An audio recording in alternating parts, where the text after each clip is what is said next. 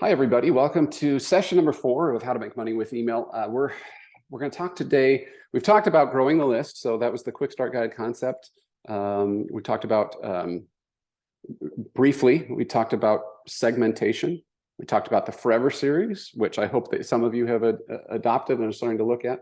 We've got a new method for thinking about what to send seasonally. What is the main point here? What are we doing before I dive into selling anything? I just got off a Mastermind earlier this morning, a slightly different group, a bunch of service providers, retail stores, an event company. Ultimately, we all have the same issue. It's serving customers.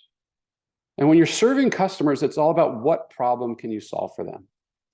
People won't buy from you until you've established trust. An email list is a fantastic way to do this. If you recall, at the very first session, I promised you that we could use email for brand building. What I gave you last week were some tactics for getting subscribers and what to send them. And I think what gets lost in that is the why. And we're now at a point where we can kind of dive into that a little bit better. Why are we getting new subscribers? Why are we sending them stuff week over week? Why am I telling you to do that? Because it is a slow build, long-term brand play. This is not an SEO, go for a keyword grab. This is not, I hope that I can ride the wave of Google Web Stories or whatever. This is a build a brand. And I want to just be a jerk for a second. What makes you special? How do you stand out? The fact that you rank #1 for something does not make you special. That is a jerk thing to say. And I apologize for saying it. It's actually not true. You are special. But people don't get it yet. They don't get what makes you special. Just because you rank #1 doesn't mean that they get it. It means that they popped by your website because Google recommended you. Now it's your job to explain why you're special. That's why we are thinking these through, not just with the hope and the prayer that we can monetize our list. Making money with email. I'm going to share with you things today that have nothing to do with email. I've been in marketing for a long time, and so all I'm going to share with you is my past experience. Let's dive in to a few things. Let me share my screen here. Many of you, for the next 3 days, we're going to dive deeper into segmentation. We're going to dive into different ways to make money, including today, we're going to talk about selling products. That'll be our focus today because many of you are thinking about it or you're doing it. And I'm going to talk about tomorrow, or on Wednesday, I'll talk about affiliate. We'll talk about some other things that are out there relating to sponsorships, other ways to monetize. There's plenty of things happening. So let's talk about selling something today. Many of you are already doing some of this. But if you've not considered this, there's tons of stuff that you can sell, from courses, ebooks, video series, conferences. We have some people put on virtual summits, that type of thing. Membership groups. I have a client that has a membership group called the Lazy Day Supper Club, and she's crushing it with that. And she gives all sorts of slow cooker recipes in that, exclusive slow cooker recipes in that membership group. I put autograph books here. What I really should talk about is like digital products. I put this because in a recent session, somebody suggested to me that for my Disney site, I should create, printable autograph books where you could take up to Goofy and have him sign it when you go on you go to Disneyland and you meet Goofy. It's really fun. If you've never done that and you have little ones, just kind of the chasing the autograph thing can be kind of fun. But anyway, I thought that was a great idea. Just give you an example right there. Bam, there's a product that I could sell. Here we've got from the Tiny Life, building a tiny house you could save a ton of money if you follow his step-by-step program, 245 digital pages. This is an electronic book, not a physical book, $39. How many mistakes would you possibly make that would cost you more than $39 when you're making a tiny house? You can save you thousands here. So at Momables, Laura, for years, has shared meal plans. And in fact, I was at a conference, this has been many years ago, so I don't know how she feels now, but many years ago, she was talking about how she made way more with her meal plans than she did off of advertising. It just, whether or not that's exactly true today, it illustrates what's possible. Cassidy from Succulents and Sunshine, some of you know her. She's an active member of the Raptive Facebook group. She's wonderful. She doesn't live too far from me. We've met in real life multiple times. But my first meeting with her was, I was actually at the Raptive conference in Austin a few years back before COVID, if any of you were there. And I was doing a presentation and I was showcasing this Succulents and Sunshine, and she raises her hand, "Hey, that's me." I'm like, uh-oh. I didn't know her before then, but she has, if you're interested in this, in possibly selling a product, she uses, I think she uses Active Campaign, and the platform isn't relevant because you can do this stuff on any platform, but go see how she takes you from free to paid. I'm not judging the quality, or I'm not saying anything about the quality, good or bad, from the emails, how they resonate, but you can see the flow that she goes through of taking you from free to paid. So she's a good one to sign up for. And she shares in that group. And she's been in this session before, and she shared specific details about what this was like. So she's great. Wholesome Yum, many of you know who she is. She's prolific in the world of low carb and keto. And she has a lot of ebooks that she sells, and she rotates them through seasonally. So she has really mastered the art of selling an ebook. I want to share with you, though, what I believe is the secret to sales. And this has nothing to do with email. I had the privilege, actually, of running into Kimberly from Sweet Red Poppy the last weekend, the weekend before last, at the ConvertKit conference. She and her husband, Josh, went. And we were talking about this. She was my client back in 2019. And I asked her to do a testimonial. And I expected her, I said, I'm doing video testimonials. I expected her to just hold up her phone and say something to it. She had her studio, because she has a craft room, does a lot of crafting. She had her studio set up. And so she gave this 90-second, beautiful testimonial where she talked about what life was like before working with Matt and what life was like after. She used real numbers. She said that she made hundreds of thousands of dollars with her email list using the techniques that I shared. I can't pay for that. That's gold for me. And we have, so why am I telling you about this? Why am I spending this much time on this one concept? Because whatever you're going to sell, or you currently do sell, Darcy, I don't know if you've got them right now, but if you have anybody who ever wrote anything nice about any of your products, we want to aggregate those together. Even if you are launching and you don't have any history, you want to focus on this. The reason I'm mentioning this is because this content will be used in your emails. This is so much more powerful. You know this. I don't need to, I'm going to stop harping on this shortly, but I've got to soapbox this because many of you will not do this because you're like me, shy, introverted bloggers. And it's uncomfortable to ask for a testimonial. But this stuff, you can't even pay for this, all right? Let me show you something else. Like, why are you even here? Is kind of my question.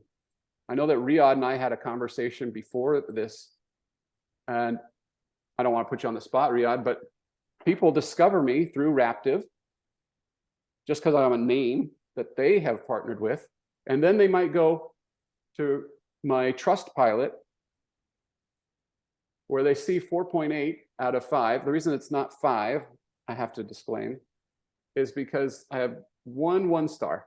which has nothing to do with who I am. It's clearly not even about me or my course, but I can't get them to remove it.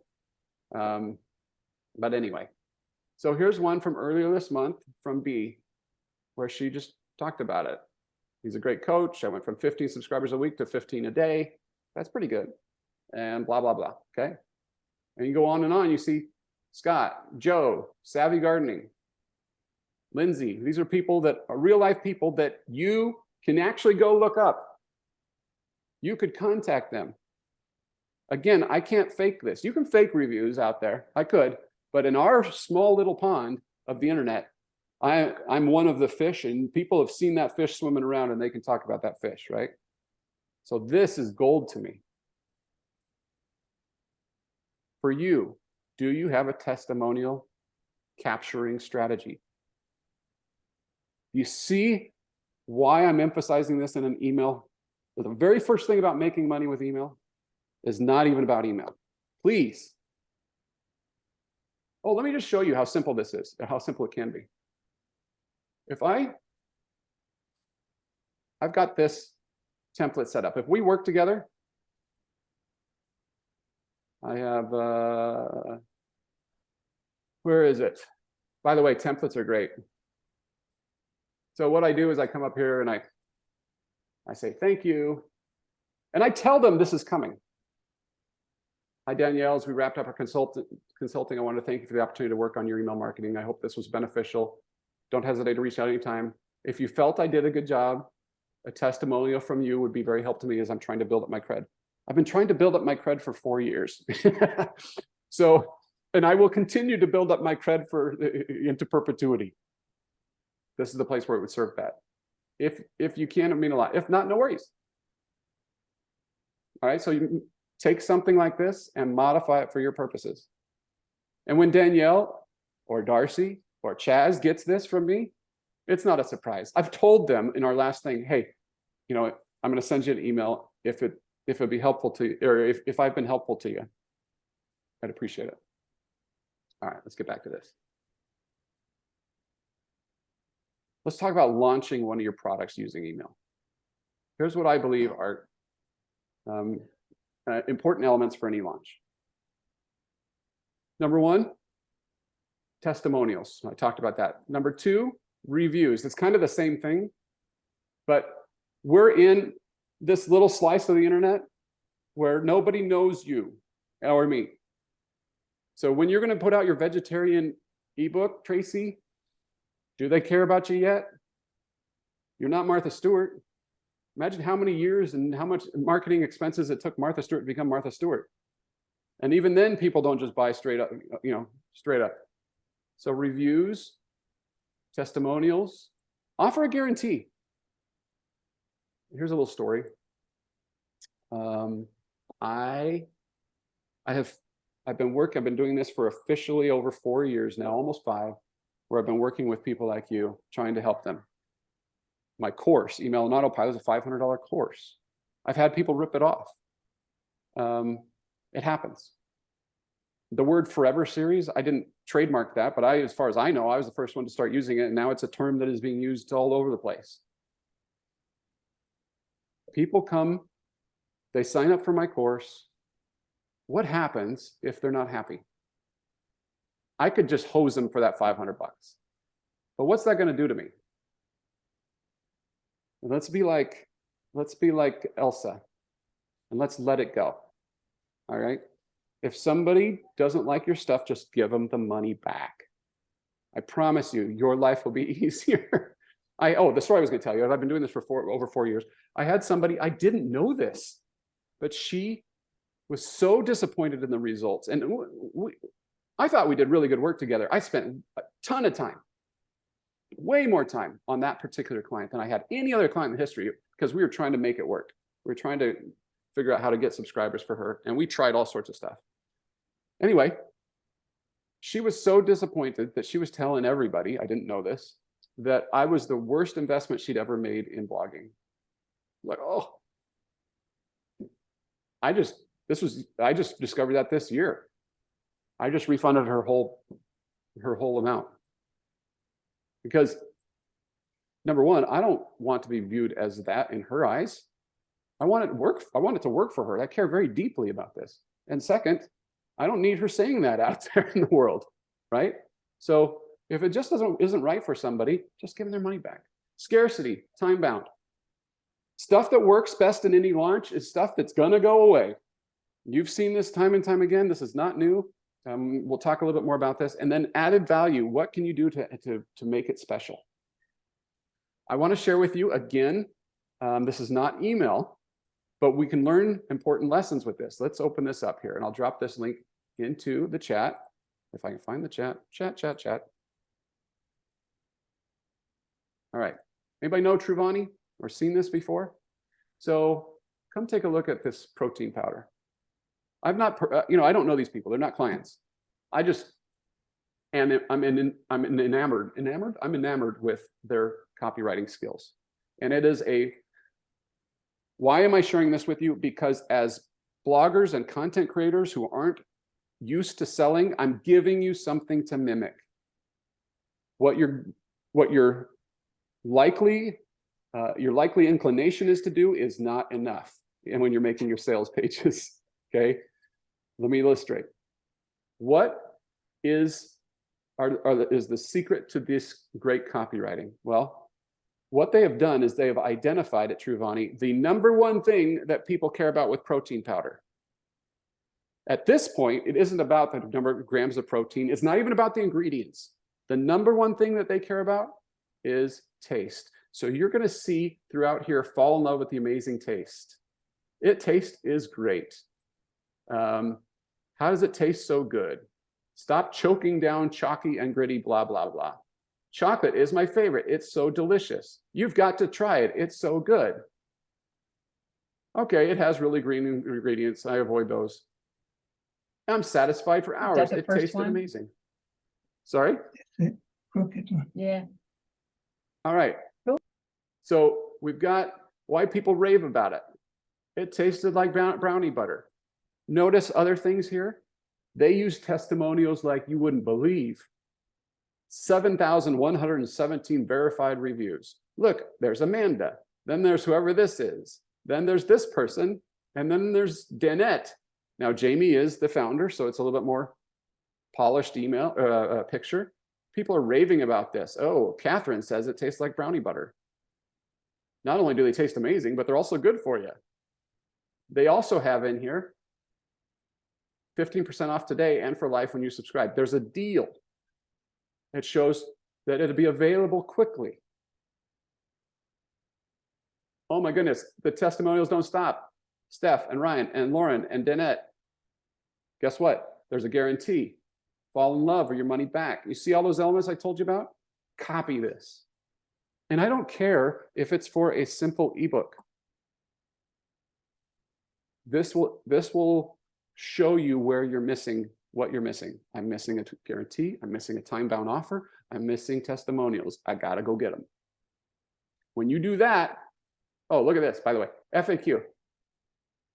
Pretty much any question you can think of, they have tried to answer it. Oh, and then here's all those 7,000 reviews. You can read all of them if you want. Every last one of them. And a way to reach a human being. All right, I hope that helps one of you as you think about selling. Because I want your email sales to be successful, and where you send them matters a lot. Our emails don't have to work as hard if this does. But these elements can also be pulled into our emails as well. So there's the copywriting. Now, some of you have heard about sales funnels. And so today I'm going to give you a standard email sales funnel to kind of model or think about when you're doing a launch. This is for a launch. You don't have to have all these elements. And I think the first thing that you'll see is, oh my gosh, that's a lot of emails. That will annoy the crud out of my audience. Well, I'm going to show you how to avoid that in just a second. So follow me with trust for a second. Assume that somebody wants to hear from you. What would we send them? Well, many people can start. I didn't invent this, by the way. This is just a standard thing that lots of people do, and you can modify it to your purposes. And there's other ways to go about this. I'm just giving you a template. So what's your biggest struggle with X? You could send that email. And what the point here is to solicit responses, to kind of prime the pump about getting people think about what you have to offer. What's your biggest struggle with actually going green, cleaning green? Well, I never know what products to buy, or I don't have the time to do this. It's just easier for me to use whatever's off the shelf, or blah, blah, blah, or I just don't know how. Then launch day. I have used air quotes too many times in this presentation, so this will be the last time. All right, launch day. Long form description of your offer. So this is different than the normal Matt Mullen email, which is super short. This is one where I'm trying to do what that sales page did, and I'm explaining what it is, why it's awesome, who it's for, trying to and have multiple links, the same link, but multiple links to the landing page. So if they'll read it in the inbox, I'm giving it to them. This is really important here. If you do nothing else, learn what the most prominent feature is. In my case, usually when people sign up for me, they want to know about list growth. But they sign up for email and autopilot course, it's all about list growth because their list isn't growing. But then you can see that I talk about all this other stuff. Forever series, broadcasts, GDPR, pop-ups, single versus double opt-in, on and on and on, okay?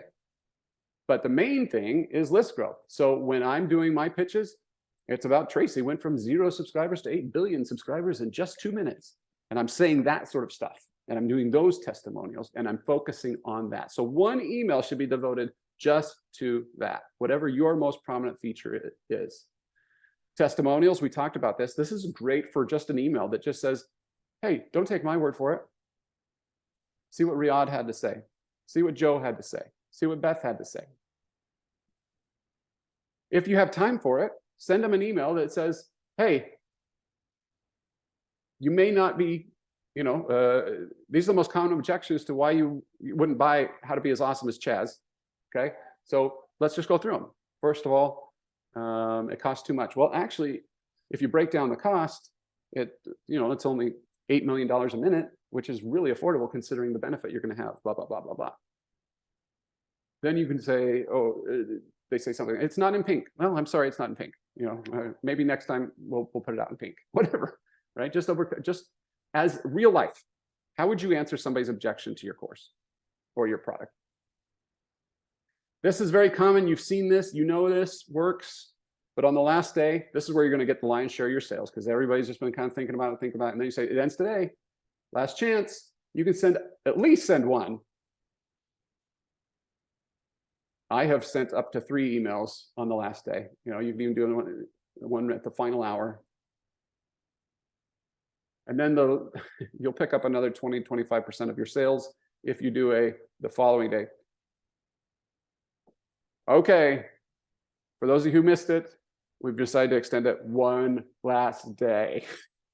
I know that some people don't love that. They feel a little cringy about that. I get it. So do you, right? You do what you feel comfortable with, but it works.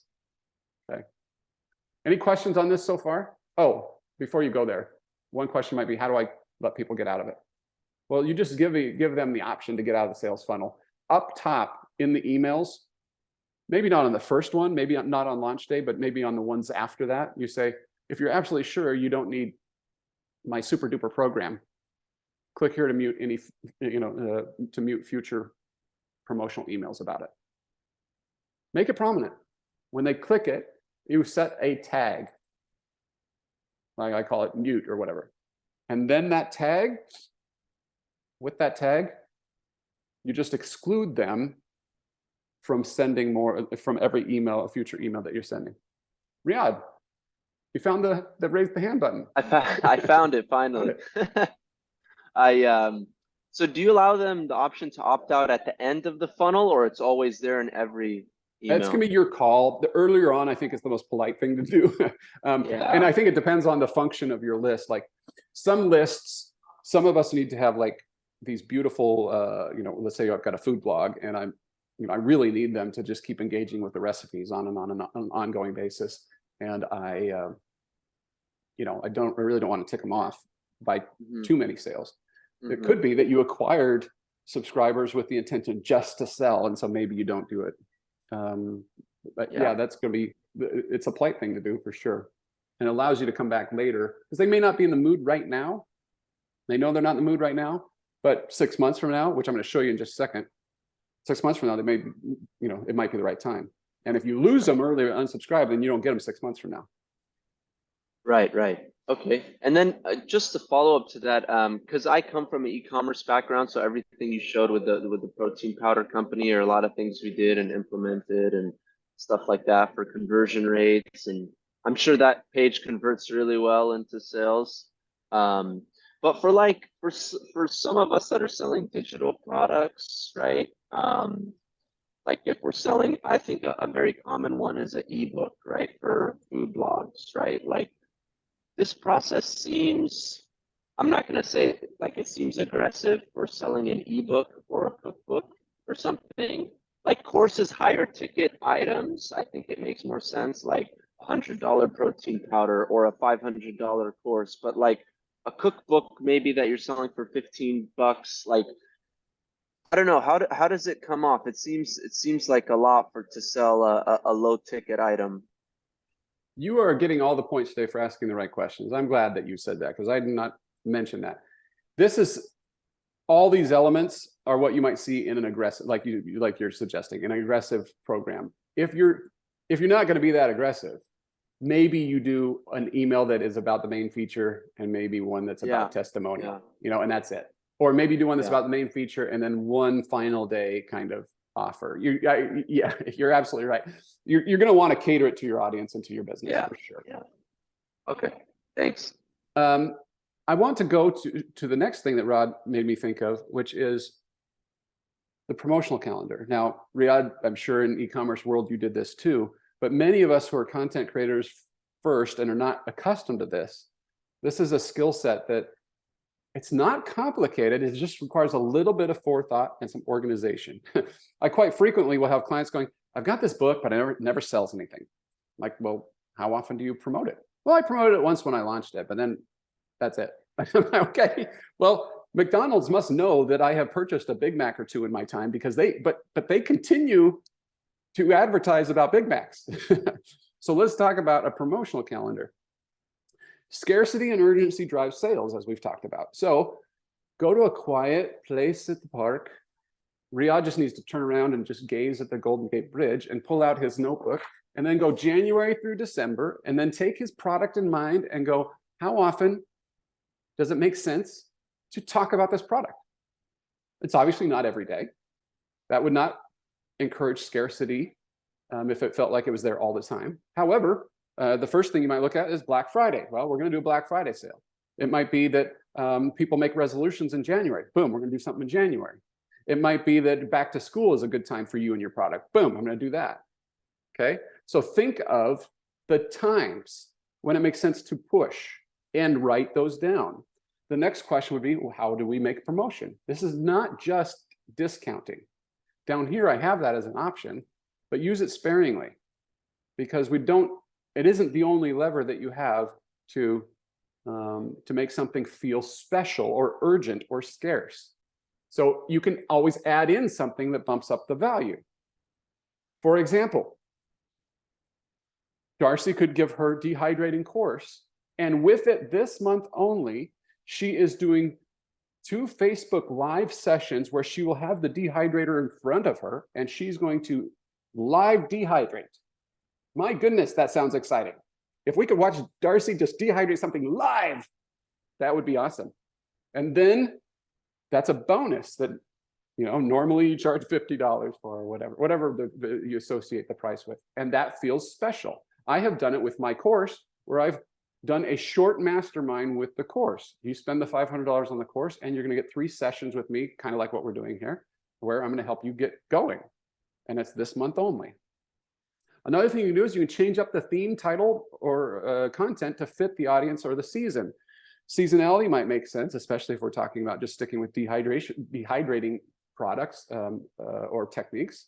Seasonality might make a big difference. Summer versus preparing for the winter or the fall, right? In my world, I can take my email and autopilot course. I can modify the very first portion of it to be about Instagram. And I can have an email and autopilot for Instagrammers. I've done that. And when I sell that, the Instagrammer goes, that's for me. Previously, I didn't understand if it was for me, but now I know it's for me. And it's the exact same thing with the exception of a few videos at the very beginning. A lot of people will do this with an ebook, retheme it, retitle it. You can keep, like for some of you who are doing ebooks right now, there might be some cornerstone recipes that you just always want in there. And then maybe the first 3 pages are about the seasons. So you have a version for fall and you just swap out those recipes, and instead of it being a neutral color, now it's autumn themed colors, and your designer just switches those out, right? You're just kind of using the same chassis and retheming it. You can also partner up. All right. So if you want to go vegetarian and you want to know how to dehydrate those veggies, Vanilla and Bean has gotten together with the Purposeful Pantry to create the blah, blah, blah bundle. Dang, that's a good idea, you guys. And then you both jointly promote it for a short period of time. Or maybe when you're launching, Tracy's launching her thing and Darcy says, sure, go ahead. I've got this ebook that's free. I haven't really been doing much with it. Go ahead and throw it into your bundle. And then when Darcy launches hers, Tracy does the same thing. Yeah, I've got this vegetarian cookbook. You can go ahead and do it as part of this bundle. Scratch my back, I'll scratch yours. Partnerships. We talked about discounts. Black Friday, by the way, is a fairly safe time to do discounting without it feeling like it's diminishing your overall brand price point. If you're going to do it, I'm just saying that, that's a decent time. Another trick that I use a lot is end of life products or brand new products. Almost gone or new arrival. You can see how that is a reason to talk about something. So take that ebook and kill it. Meaning that one that has that. Look, Rick Steves does this all the time. For those who know who Rick Steves is, right? His 2002 version of his Paris or his France guidebook is going to be very, very similar to the 2023 guidebook. But he's going to kill the 2022 and release the 2023 with a different cover and a different intro and a couple of slight additions. You can do the same thing.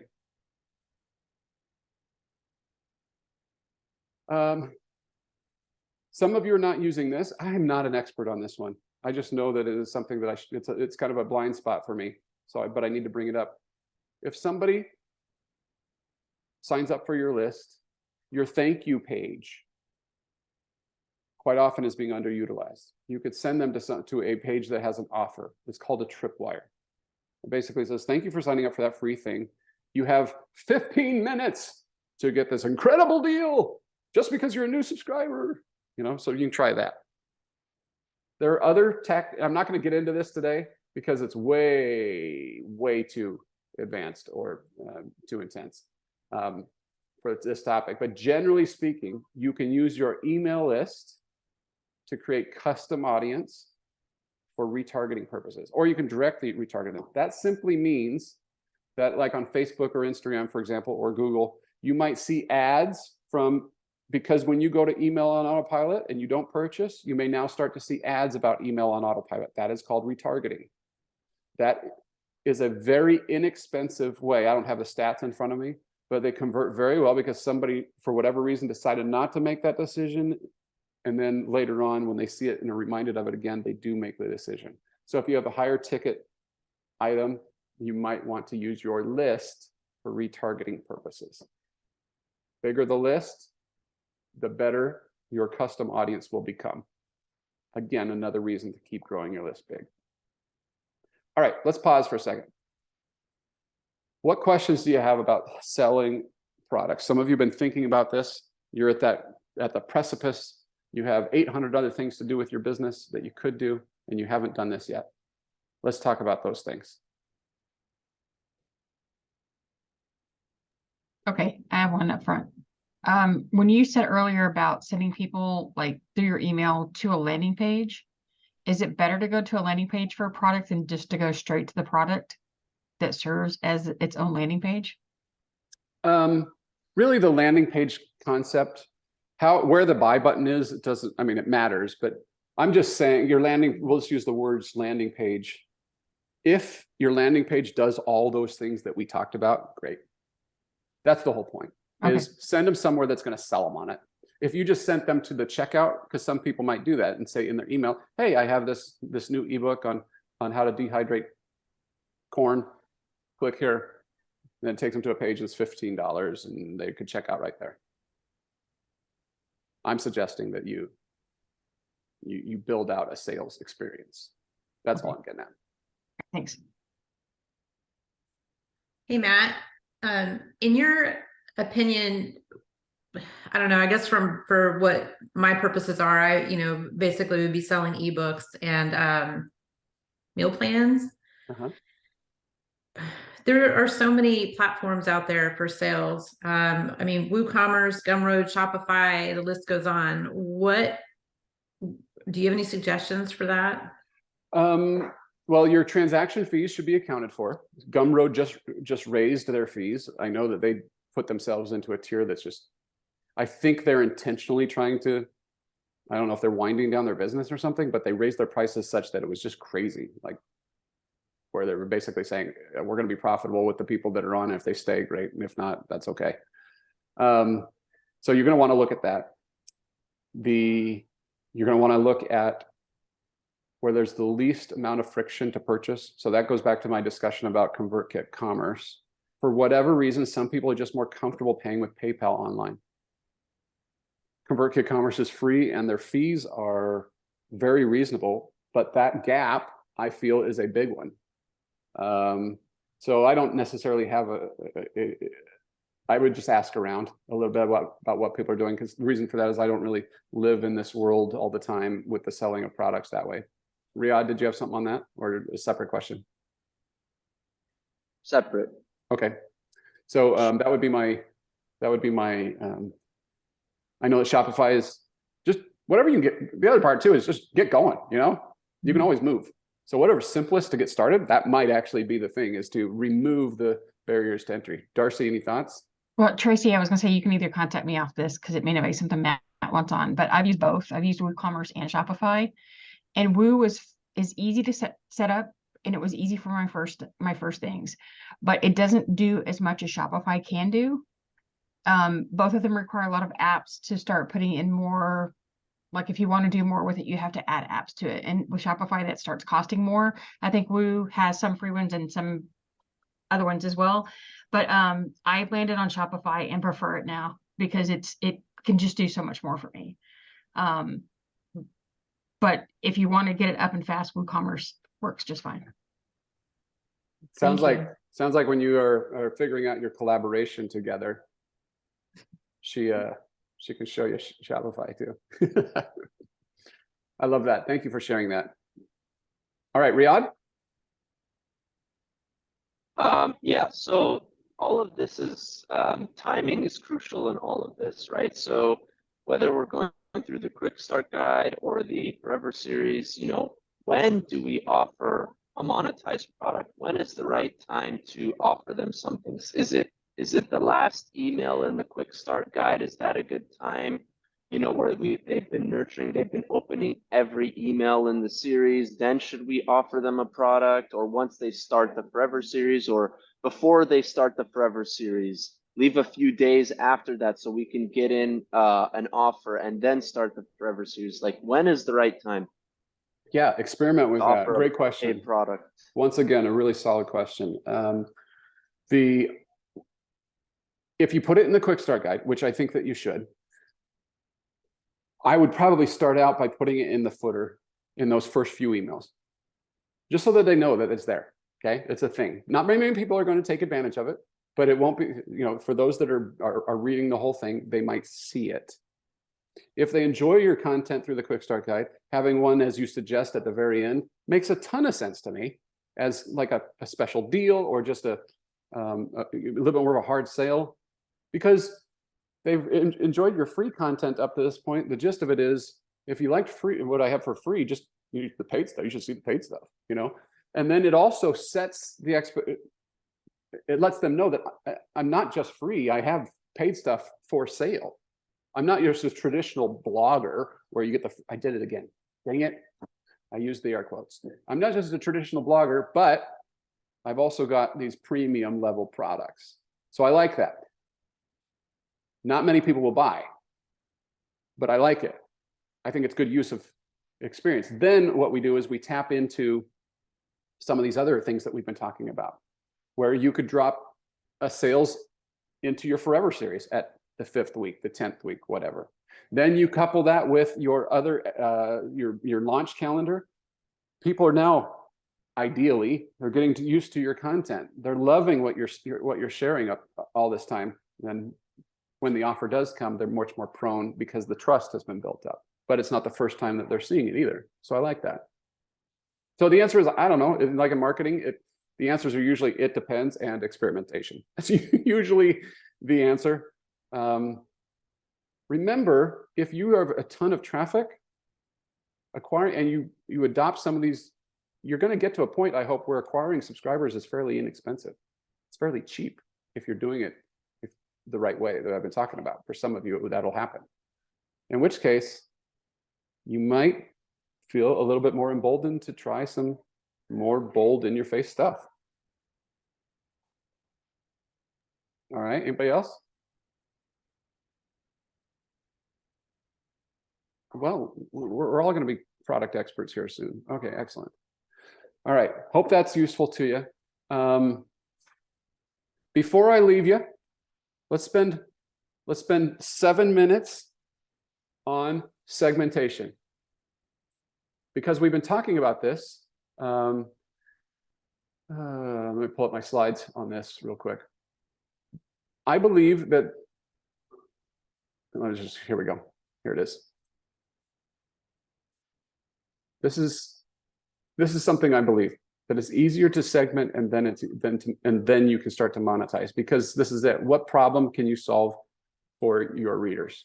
So as we look at segmentation, basically what we're doing is we're dividing up your list by reader type and creating unique messages for each group. This probably is obvious, but I just want to state the obvious. Look at what Jessie from Practically Functional is dealing with here. She has people coming to her for Cricut advice or other crafts or cleaning or home and garden. There's crossover within that audience for sure, but it's not a one-to-one. Just because I like Cricut doesn't mean I like other crafts, and vice versa. Just because I needed to organize my pantry doesn't mean that I care about cleaning. So what's she going to do? Well, Sandy from Simply Happy Foodie has the same problem: Instant Pot recipes and slow cooker recipes. So what we do is if we segment, we're going to get better engagement, better clicks, and narrow down our solutions for the right audience. That's going to equal into better sales for you in the future. If you really want to get serious about selling products, then you need to kind of master this.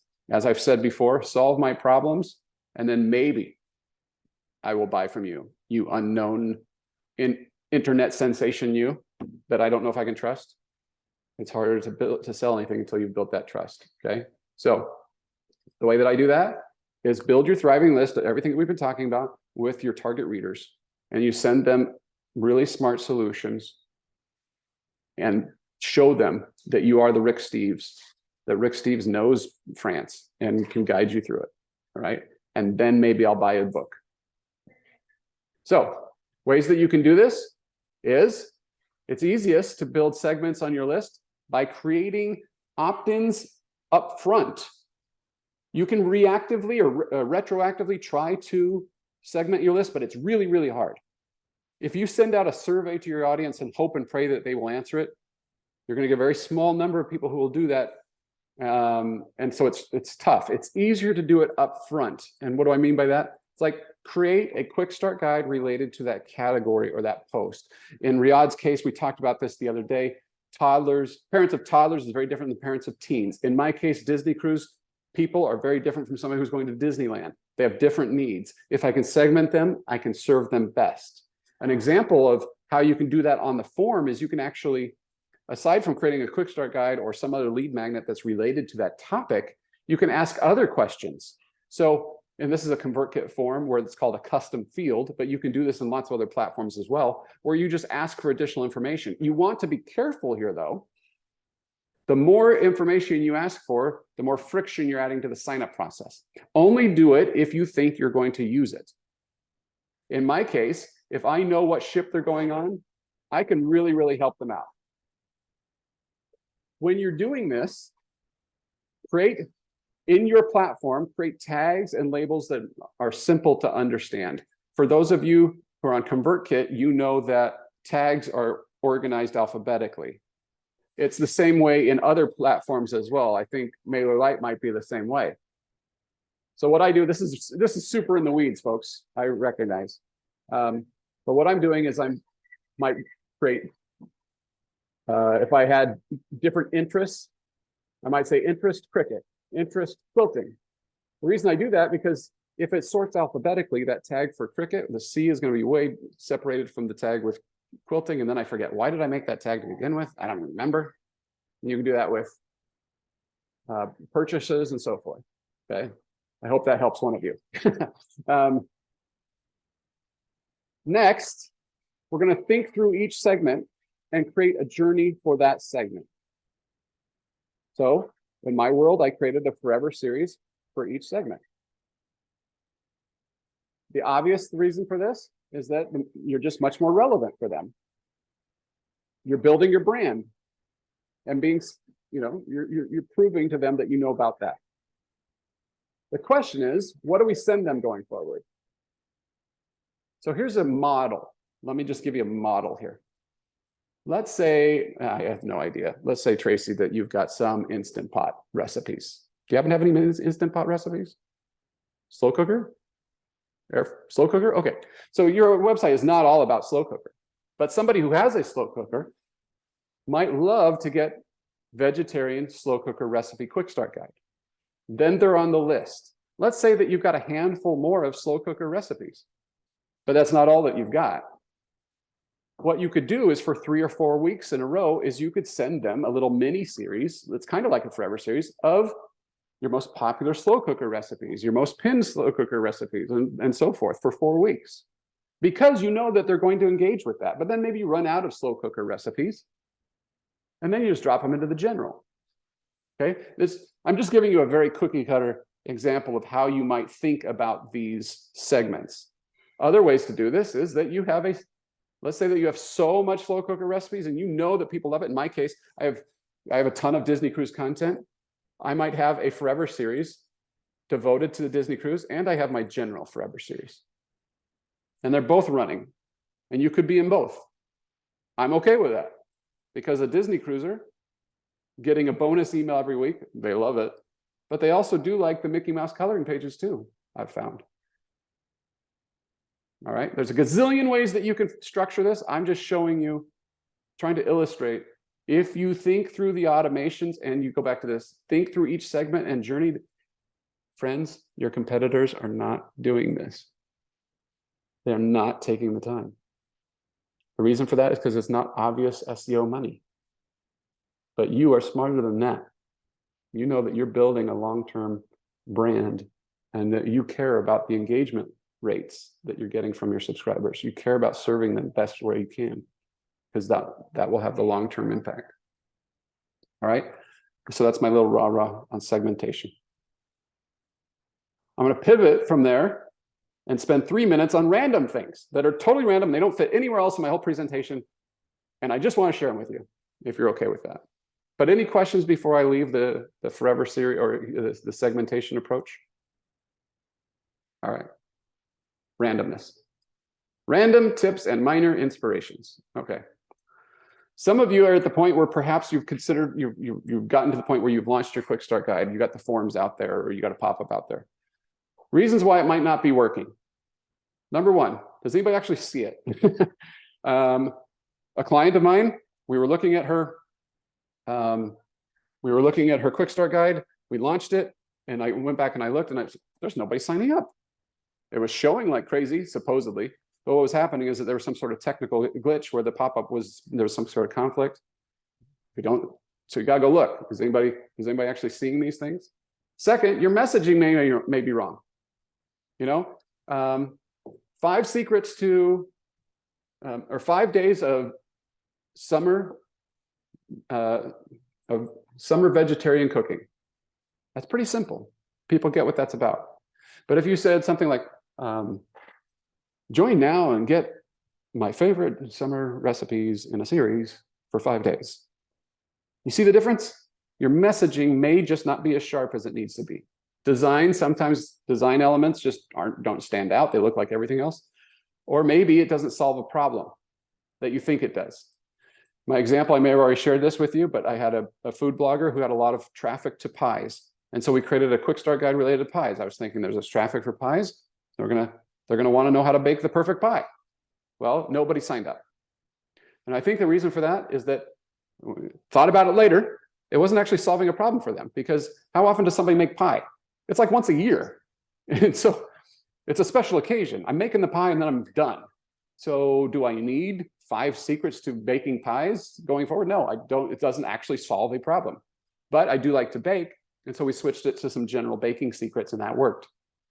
So sometimes you're not actually solving a problem. Okay. Do you need a subject line or a quick start guide idea? This one's fun. Go to images.google.com. And let's say clean eating magazine covers. All right. So if you're into clean eating niche, there's probably a magazine, or there used to be a magazine that talked about it. Just pull this up and then you can glance through here. All right. 47 all-time favorite recipes. Sweet summer. Interesting. Okay. Taco party. Clean wine guide. Oh, I'm just getting ideas, right?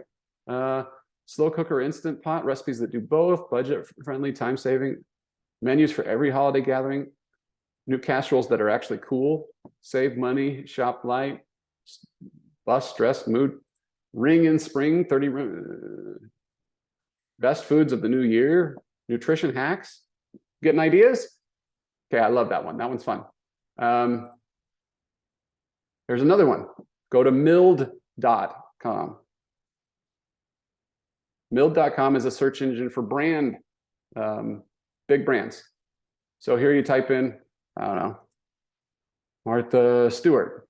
Let's say you're somehow in a similar niche as Martha Stewart. And then you pull this up and it's going to give us some, let's change the date range here, actually.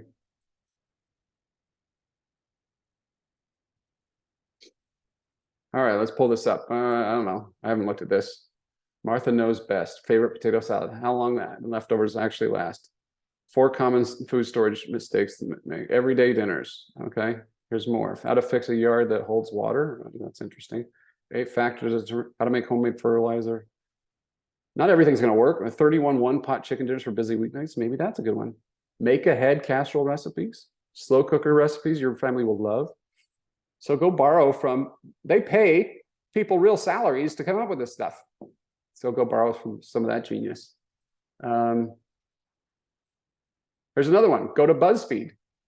Look at the posts in your niche and then look at the headlines. This niche is home decor. 30 home decor pieces from Etsy we bet no one else will have. 36 things under $25 to spruce up your home decor. 31 small things from Walmart that are easy home upgrades. Just gives you ideas. And then probably the best one is sign up for other email lists. Filter them into a special folder, and then when it's time to look at, and mark it so that it's marked as read, so it doesn't give you that.